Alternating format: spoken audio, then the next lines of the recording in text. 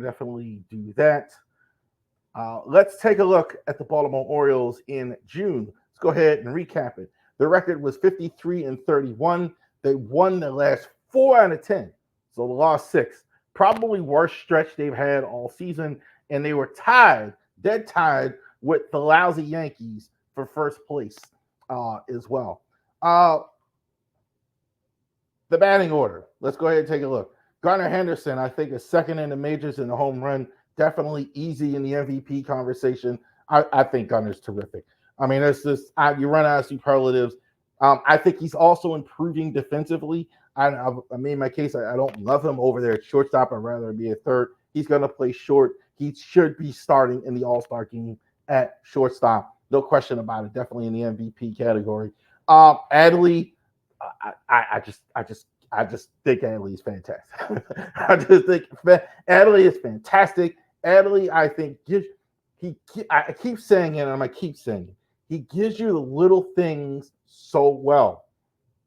If you want somebody to teach him how to play baseball, watch tapes, watch YouTube of Adley Rutschman. How he hits, how he goes about his game, how he goes about it every day, gives you something. No question, best catcher in the MLB, and I don't think it's close. Contreras, Will Smith, no way. Adley, the number one guy. Guy in the MVP, in the All-Star consideration as well is Ryan O'Hearn. Ryan O'Hearn is fantastic with 2 strikes. Love to watch Ryan O'Hearn hit with 2 strikes. I think he's terrific. Marion Mountcastle continued to prove as a hitter. Power, I'd like to see a few more home runs from him. I think the power, I think the old Camden Yards benefited him, the power stroke, but I think he's fantastic. He's another one, could start in the All-Star game. One more All-Star consideration, Anthony Santander. This is the streak. He heats up with the weather. He's been going with the home run tear. He's on a pace for 40 home runs, his best season, going into free agency in the offseason. Outstanding. The leader in AL as far as rookies, as far as at least at the end of June, was Colton Cowser. 12 home runs. I think Cowser, I think you're pulling the average up, I think part of it is he's getting pulled out more. So I think that's part of it. He's definitely really good defensively, too. Really like what I'm seeing defensively from him. All-Star worthy, another one. Jordan Westburg. Westburg, you can make a case he's been the best third baseman in the American League. Not saying he is. I think he is. I think he's still behind Ramirez. But definitely you can make a case. This is a huge surprise what we got from Westburg. I mean, he's been terrific. Orioles, outstanding here all season so far. Cedric Mullins, I think, finally starting to heat up. Got that average over 200. He's made some outstanding defensive plays. He's done it all season. He's been great. Mateo, I think, has been down that's probably been the downer in the month. Not quite as good. He's fantastic anywhere in the infield, though. I'd say that. Second base, he's really impressed me how well he's played second. Corbin Burns had the one start that wasn't as good, but that's been it. Corbin Burns, 9-3, 2.28 ERA. He's been, man, just fantastic. Grayson got the win Tuesday night.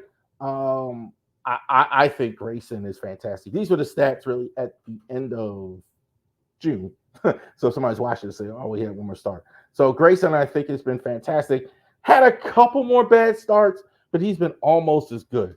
But I really think Grayson is right there. Cole Irvin struggled a bit lately. I think got off to the great start, not as good in his last 2 or 3 starts. Got to get him back on track. Cade Povich got his first win, 415. I think Cade's going to be in the rotation all the rest of the year. Albert Suarez had 2 bad starts, kind of a dead on. Look, this time of year, we're in the dog days, guys. Like, around the off season, they had 1 off day in June. That's it. So I think a lot of guys just got tired, whatever. They've gotten to July, had a day off. I definitely see. I think July will be better. I think you'll be a little fresher. I think they just got a little tired, worn out. Craig Kimbrell, not quite Felix Bautista, but he's really good. Really bounced back. Little shaky still then I'd like to see a closer. Closer you like to see, bing, bing, bing. Little bit shit, but definitely getting it done. 2.73 ERA, 19 saves. Definitely Kimbrel. I think he's more maligned usually than he should be, though. Kanoa has been worrying me more than Kimbrel. Definitely, he's a way more erratic this year, all over the place with his stuff. He's still been getting guys out, but you could tell Brandon Hyde maybe not as confident in him. Maybe somebody more talking. You should use this guy, Jacob Webb, in the 8th inning role. I like him. I think Webb. I think has been probably the most consistent, but again, not as good in June. Bullpen as a whole. Perez, not consistent. You see him, he looks great sometimes, and then other times, not so much. So definitely we gotta get him squared away. His stuff when he's on, I think he's as good as anybody still. I really do.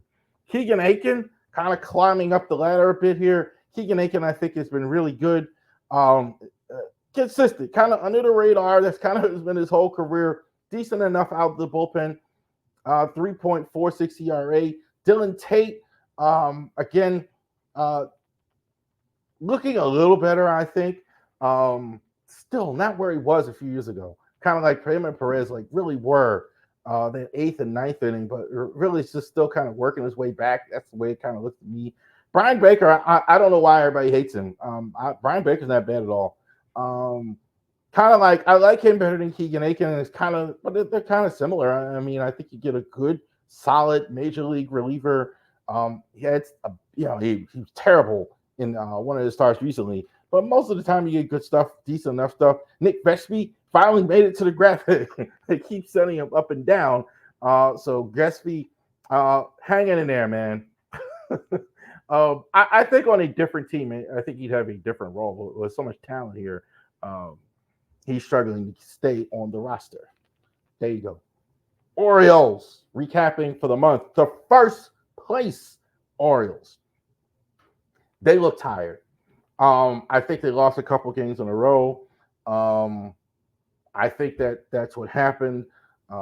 They didn't play well in certain series. I thought the relief pitching was as bad as it's been in June as it's been, I think, in the last 2 years. Really, really struggled. Starting pitching not as good. They're hitting home runs. There's no question about it. I mean, they are way ahead of the rest of the league as far as home runs. But that's what's keeping them afloat. But the pitching, I think, is a little tired. I think a little rest time break coming. I think they'll get back on track. Because for the most part, especially the last two, they have been really good. We talk about Grayson and Burns. All right. Here we go with baseball. Put me in cold. I'm ready to play. All right. So our baseball summer series, and we're definitely going to go ahead and get that squared away. And this week, with our baseball summer series, we're going to talk a little bit about the event we just had, the best MLB prospects in the College World Series that we just had.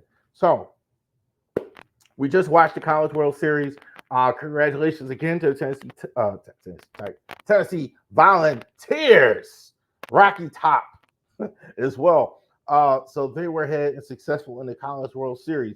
But now we're going to have the draft here, All-Star Weekend here, and good move by baseball, by the way, actually getting the draft. Finally, we're getting a little bit more movement with the draft. But when you look at the College World Series, it's such an event to really look at players that are going to be at the next level. So it's definitely a great opportunity. Kind of the same way the NCAA tournament is for basketball, if you want to watch players. But even that more now than the NCAA tournament, with all the international players in basketball, college baseball, you get to watch a lot of these guys that are going into minor leagues that are going to be stars. You look at the guys, the stars of the College World Series. These are definitely guys that are going to be stars at the MLB. A lot of times, if you see those really good players, if you watch it, the old one, you see a lot of these guys. So we're going to talk about some of these guys. Now, I do want to mention a couple guys that were not in the College World Series as far as the final round. They got eliminated, super regionals or whatever that are going to be in the draft as far as college players. Travis Bananas, second baseman from Oregon State, I think was one. Do want to mention him. He is probably the comp I see with him a lot was Trey Turner. I think that's right. I don't think he's going to have the power numbers as Turner. Very, very polarizing as well. Some people have him really high. Some people have him like a mid-first round, but I think it's a name to keep an eye on. Charlie Condon, outfielder, third base from the University of Georgia. I have him like a Mountcastle. That's kind of what his big, tall, lean. Definitely needs to work on his defense. I think you put him out in left field. You could have put him at third base. He needs to work defensively. He is the best easy power hitter in this draft. Some people said Adam Dunn. I think Mounty, I think he's got to work on plate discipline a little bit more. Nick Kurtz from Wake Forest. Jim Thome, I think, was the comp for him as well. That's about right. Big, strong guy, going to muscle the ball out the park. He'll probably play a little third base and probably play first.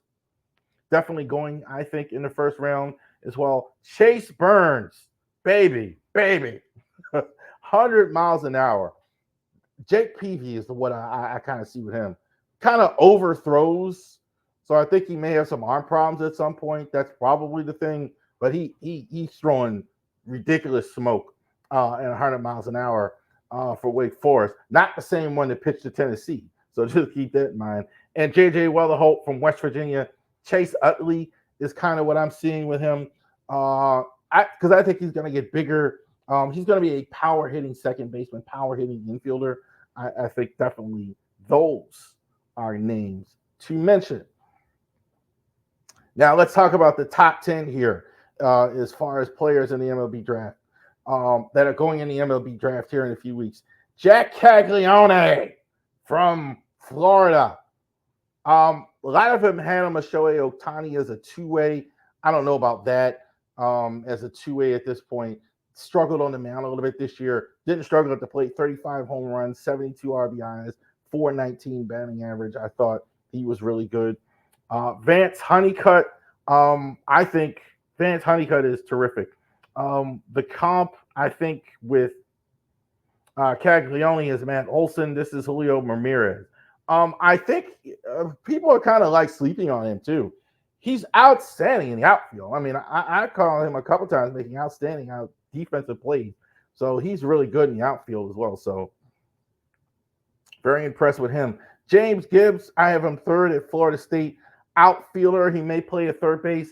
He's got that Wilcox sweet swing from the left-hand side. That was definitely what I saw with him. Perfect swing. Not great power, but with that type of swing when it's perfect going out the yard, he's definitely got that type of potential. Cam Smith from Florida as well at third base. David Wright, I think, maybe a little bit higher for him, but kind of in that ballpark. Kind of a good, solid defensive third baseman, excellent power. Billy Emmerich, I think you see a little bit of David Wright in him. I think more, though, my guy, Matt Williams. He's not going to hit for as high as average, so I don't think he's David Wright, but he's definitely going to hit for power. Definitely. Not power in the Judge area, but definitely as far as maybe in the 20-25-ish category as well. Couple more. Christian Moore, he was terrific in the College World Series. Terrific. I think Tennessee would not have won it without this guy. Probably he's the MVP if it had not been for the guy that actually won MVP. 33 home runs, 73 RBIs, 385 as far as average. Kentel Marte, definitely see with him all the tools with him. Think he just needs to be a little bit more consistent. Defensively, I don't like him. I don't like him much. I think he definitely has to find a position. I think that's the only thing I got. Griff for all, I love him to death. Not totally a legs player. Not going to hit home runs. 5 home runs, 52 RBIs. He's going to steal a lot of bases. He's kind of got the Justin Pedroia in him. That's what I'm seeing when I see him. Definitely a guy with that type of talent. Justin Pedroia, kind of just a gritty, going to give you a lot of hits. Going to be hard to keep off those bases. Blake Burke, Jay Buhner, I got vibes from him right away. That's the comp there. Jay Buhner, big plate. You can't teach plate presence. You Sabre nerds, I'm going to say it one more time. You can't teach plate presence. This guy absolutely has it. Kavares Tears, what I think was fantastic all throughout the College World Series. I'm going to say Kenny Lofton. I don't think he's going to hit as much power as he did in college at the next level. I think he's more of a leadoff hitter, table setter as well with him. He's really good, though. I like him defensively as well. Outfielders nowadays in college as well. Used to just be catcher and shortstop. No, outfielders now are definitely where they're putting really good players, offensive players. And Ryan Prager, I thought, was very good in game one of the championship round, the final round there. And I thought he was Tom Glavine. Definitely a outstanding pitcher. Already had Tommy John. I didn't really see him much before that. But this guy can really move his pitches around and has a lot of good pitch arsenal. He's definitely going to be in the top 10 there of all the players in the College World Series. There you go. So, College World Series. Definitely it's a ground where you have players and find out if they can become major leaguer. It's a great environment, and definitely unlike the minor leagues, you see those guys in a pressure cooker environment. You get a good feel for how they would play the majors. I think College World Series definitely a good choice for that as well. Next week, baseball summer, high school players that are going to draft. So we're going to look at that. High school players that are going to go. Orioles Report. So we'll definitely go ahead and do our Orioles Report.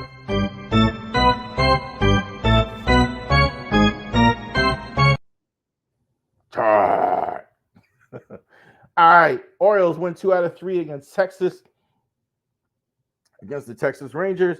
Texas is not the same. I think their pitching is much, much worse. I think their offensive guys, I think, will turn back around, but they're definitely not the same as far as pitching as well. Mariners, Orioles win the first game against the Mariners. They do have 2 more against the Seattle Mariners.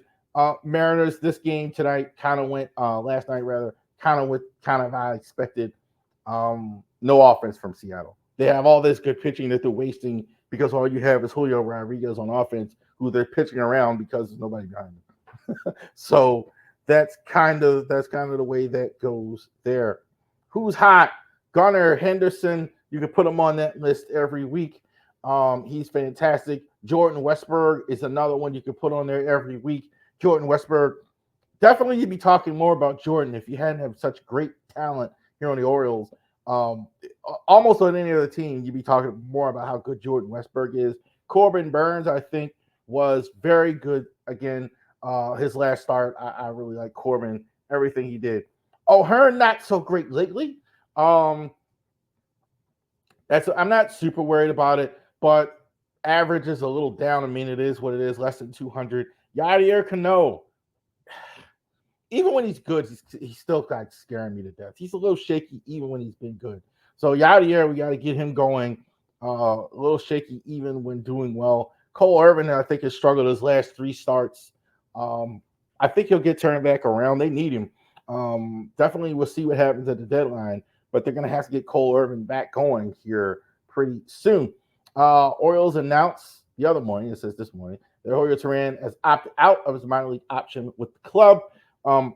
Probably realized they weren't going to bring him up or there wasn't a spot for him. Probably he realized because he's definitely somebody's going to take him. He could probably play overseas. He could probably play for a different team. He could probably, he has options. He's not going to do that and stay.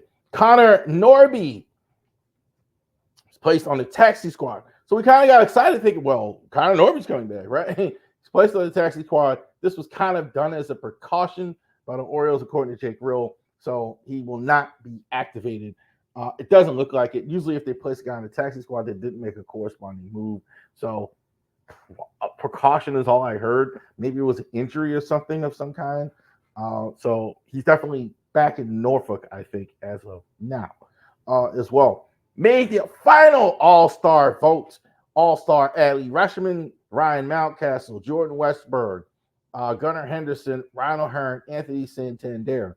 So the second phase of the vote, all those guys are in it. That's incredible. Mountie, Westy, Gunnar, O'Hearn, and Taters are all in that final vote as well. I think they all could go on the All-Star team. Really good for them. And I think Corbin Burns is likely to be selected. Be shocked if you didn't have Corbin Burns. You may see in the pitching side, you may see Grayson. I'm not sure. I think his ERA might keep him out. And you might see Kimbrel.